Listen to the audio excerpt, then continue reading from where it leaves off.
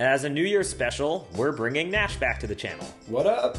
Nash is a real scratch golfer, and be sure to stay tuned until the end of the video, because Nash and I are planning a golf trip, and we want you to join us. I'm thinking target scores for each of us on this front are 3 under, 3 over. Cool, let's enjoy some golf. So there's always the question of what's going through our head with the first swing of the day. For me, honestly, it's just get the ball in play. But that's at my level, so I'm curious to know what it's like for you as a plus handicap, your first swing of the day. Well, certainly when I'm on camera and I'm a little bit nervous, it's not too different. I really just focus on looking at one dimple on the ball, picking a target that's nice and conservative, and then swinging nice and easy. Nothing crazy. I proceed to top this one, but it's not super uncommon that I top my first long iron of the day, so I'm not letting it get to me. And you're 100 yards closer here. What's going through your head here? Yeah, I'm still a little bit nervous, to be honest, being on camera, so just picking the target to the right of the hole because I'm on a little bit of an uphill lie and just focus on a nice smooth swing. This one just goes a bit left, but really good distance, so I'm really happy with that. And here's a shot I'm much more comfortable with. Just a little 60-yard sand wedge, hoping to give myself a look at par. And would you look at that, even with a top on this hole, I drained the 4. Of course you did, Adam. That's the hallmark of my game. It's annoying. You've got, what, about 6-7 feet here for bird? I thought it was closer to 4 or 5, but I thought I hit a good putt. I just misread it. All right, and that's how we have very different routes to par on the first hole. We haven't talked about our venue yet. This is Predator Ridge in Vernon, BC.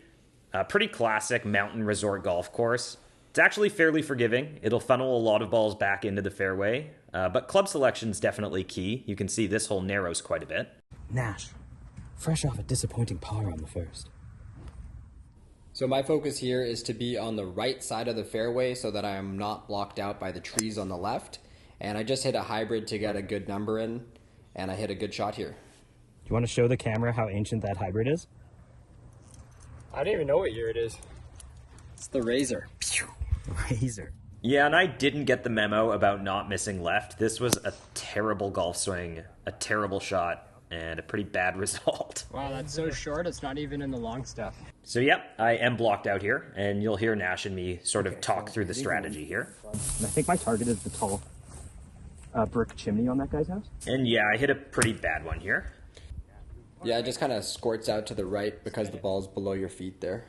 Okay, 148, adjusted to 138. Yeah, I had a pitching wedge. Spoiler alert, this might be the shot of the day coming, but it was interesting for me to hear afterwards how you described your process over this shot. So can you walk us through it? Yeah, so flag is back left, which means that it's better to be right of the flag. And I have a tendency of missing left right now, so I just picked a spot about 10 or 15 feet right of the flag. And if I hit it dead straight, then I'll have a 10 or 15 foot putt pin high to the right. But if my tendency kicks in and I miss it left, I'll still be on the green, hopefully really close to the hole. Go in. Oh! Not sure what you're doing in the cabbage here, Adam, but really good result. Yeah, I mean, you're stiffing them on the first 2 holes, and I'm playing classic Adam golf of getting up and down. And somehow I end up actually walking away from this hole with a par. Very good par. I mean, top notch. Par to the cup for par. All right, it's good. It's good? It's good. Sweet. Good birdie. So not much going on in this hole. Short little uphill dog leg right, but we both actually kind of made messes of our tee shots. What happened with you here?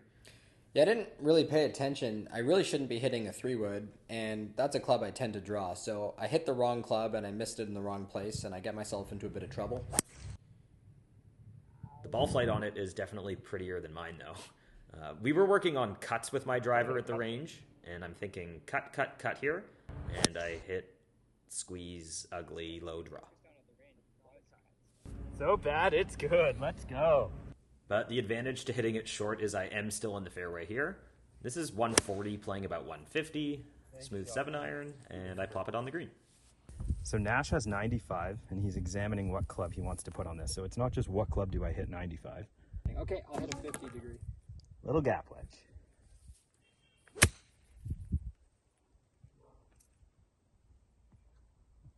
Just about perfect.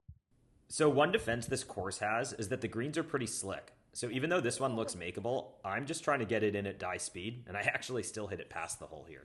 Yeah, so it's really important when you have really fast greens above the hole like this to not be necessarily thinking about the yardage to the flag. It's really thinking about the yardage you want to fly the ball and then understanding how much the ball is going to roll up so that you can pick numbers that keep you below the hole. That's good by me. So I think we've both eased into the round at this point. We're no longer worried about camera placement and early round jitters. And instead, we're talking about picking good lines. And on this hole, we actually both executed on that really well. Yeah, so, it's not too long of a hole. I've been hitting the hybrid well, so I just picked a target down the right side, knowing it would kick a little bit left. So good. And I hit a really good shot. If I hit a driver, just Yeah, and over my driver, I don't hit it perfectly, and it winds up quite a bit behind your hybrid, but nonetheless a good line, and I'll have just a mid-iron in. Bounce of the day. 156 adjusted to 152. Okay. So this was hit well, but I failed to take into account that I'm coming out of the rough here and the ball's going to release, and I wind up putting it quite a bit past the hole. So 109 Nash has playing 106. Yeah, and I have a nice little wedge in. It was actually similar to my number on one, so I have a pretty good idea of what I need to do. I was trying to be below the hole, but it does skip forward a bit. Right at the hole. So I should have landed that a few paces shorter. So I'm usually pretty decent from this range, but I just didn't respect this one enough and hammered it a good 4 or 5 feet past the hole. Yeah, and I didn't want to be past the hole here because it's a super fast putt, but the focus here is now just really on speed. Just try to get the right line with die speed, and I do a good job on this one and make another birdie. Nice shot. All right. 2 under through 4, and he's complaining about the way he's hitting the ball. And this was a bit of a brain fart here. I watched Nash make his birdie, and I just didn't spend my time over the par putt, and it leads to a really silly 3-putt bogey. And that brings us to the signature hole on the course, the par 3 fifth, 230 yards on the card, playing closer to 180 or 190 with the slope. Adam elects to hit a hybrid, puts a really good swing on it, lands a little bit short, and just rolls up a little bit past the hole and a little bit left.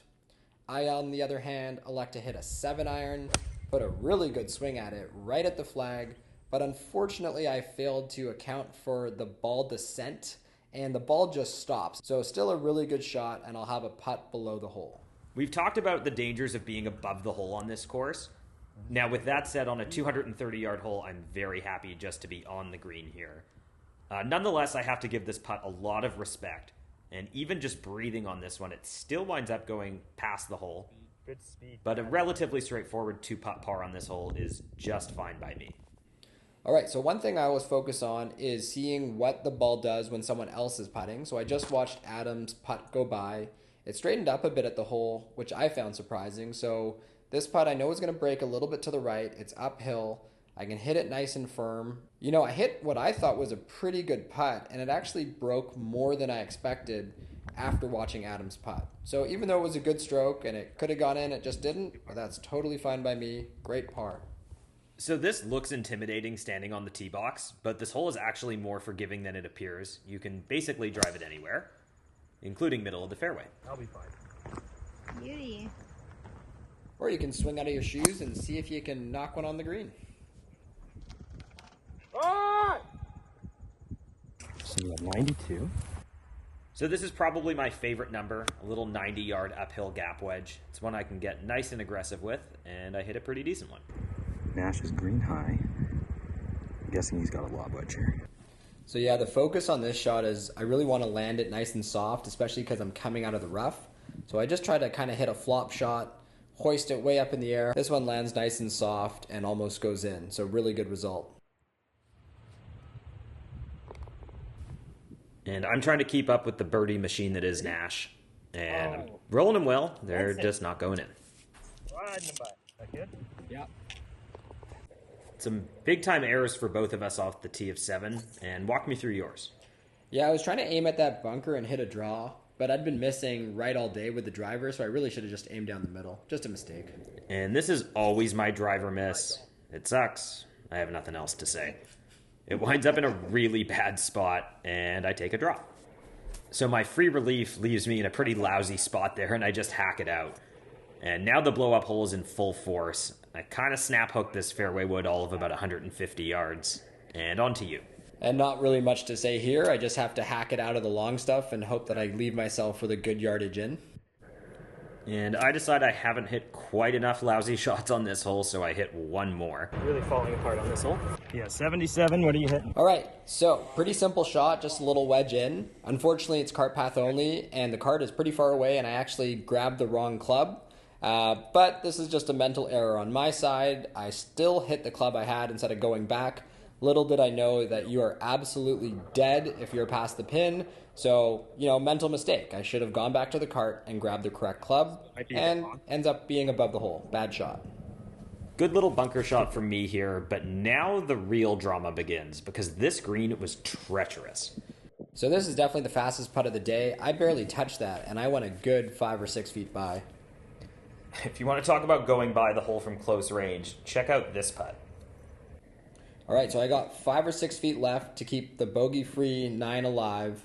And honestly, I thought I hit a pretty good putt here, and it's just a really tricky pin. Doesn't go in, not much I can do there. And you should be hitting. And man, this shot was just a treat to watch. We had 190 yards, and I remember you telling me before you hit this that you were going to rope one in there with the 6-iron, and man, this was awesome. Yeah, I have a bit of a bigger gap between my 6 and my 5-iron. So instead of hitting a 5-iron long, what I tried to do was just draw in a 6-iron. And I figured, if I hit a good draw, it might kick a little bit to the left off that slope, and I end up just pretty much pin high. And this shot was pretty good too, right? I mean, you're not a scratch golfer. That much is true. That was a terrible golf shot, and now I have a wedge in. Just knock it on the green and give myself a look at par. Can't say much more. And I think, we've been so scared about being above the hole. I think I just gave this one a tiny bit too much respect, but that was close to another birdie. Yep, above the hole here is tricky. I thought I hit a great putt here, and it just manages to slide by. And I'll have to settle for bogey. And that brings us to the 9th hole. Par 5, 480 yards. I've been hitting it a little off the heel and missing to the right throughout the day, so I'm really just focusing on hitting it in the middle of the club face, and I put a really good swing on this one. Absolutely tagged it. Yep, 300 for you is pretty good. And I've got to say that 270 is about as far as I'll ever hit a golf ball, so I was pretty pleased with this one too.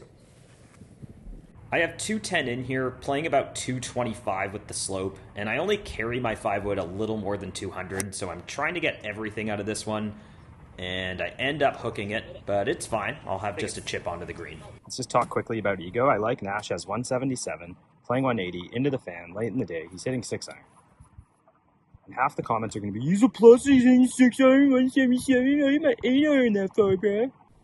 I mean, this isn't a long drive competition. We're trying to get the ball as close as we can to the hole, and the highest probability of that happening is by hitting the ball in the middle of the club face. So check your ego at the door, swing a little bit smoother, and you're going to hit the middle of the club face and have more predictable distance control. 9 feet for eagle? And I'd love to claw at least one stroke back after making a disaster on the last par 5. So trying to get up and down here for birdie. And I hit a pretty decent chip here, although it does roll a bit past the hole. And I thought I had the read on this one. But I will have to settle for par. And I too want to redeem myself after blowing up on the last par 5. Eagle would look really good on the scorecard. Have a nice look at it. I thought I hit a good putt, and I just misread it. So I'll have to settle for a birdie. So you're 3 over, front 3 under, front 9. Very good. Do you want to golf with Nash and me? Let's talk golf trip. Check out the link in the description below. We've put together a quick 2-minute survey, and it would be awesome if you could fill that out so that Nash and I can start planning an awesome golf trip with you. Let's go!